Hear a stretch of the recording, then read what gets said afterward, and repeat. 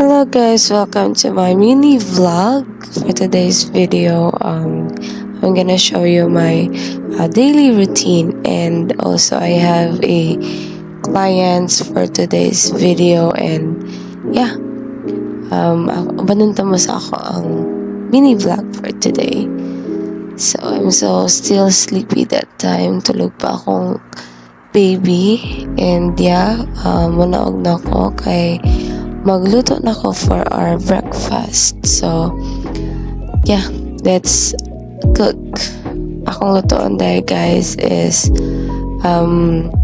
bitong isda siya nga gi inununan, and then ako siyang pritoon kay para lami kay among kaon. Yes, cooking mama kaayo ay ta, diba? Seryoso kaayo ay di mo pa disturbo. So yeah, loto na diyan guys. Samantalang akong background, gusto ko siya mag-inom daw gatas. So yeah, next is nagpakaon ako sa akong baby, kaya namata na siya sayo.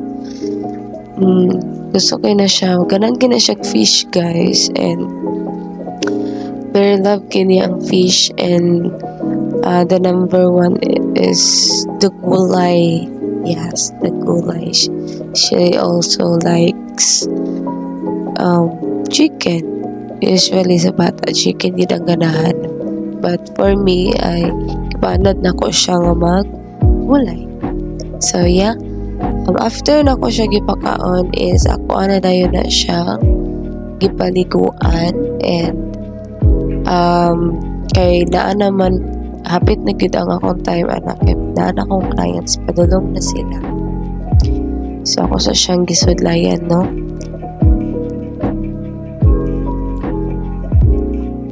So yeah, next is I'm gonna set up my studio. So welcome to my Pearl Lash studio. So kana guys, ako na siyang gina-prepare ang akong place kay para abot sa client, ready na siya.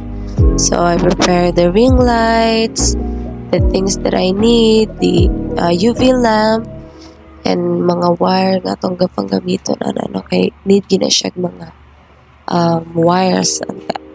So ready na ang atong lights, camera, action ta.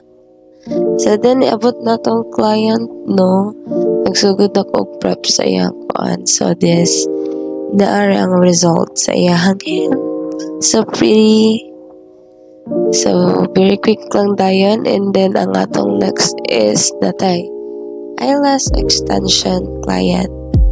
So gamay ra kayo iyahang gipa ano na guys, like lights lang, mga 11 mm iyahang kan. So pero siya natural look lang siya, but classy and klaro gyapon siya guys. So pabook na mo sa kang Pearl Lash, diba?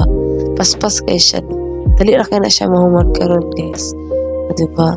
Paspas kay na to ang lashes diya, uy. And happy to gid na siya, gikapoy na gid na siya, pero laban lang ta sa life. And here comes the result for our lash extension for today's video. Oh, so pretty.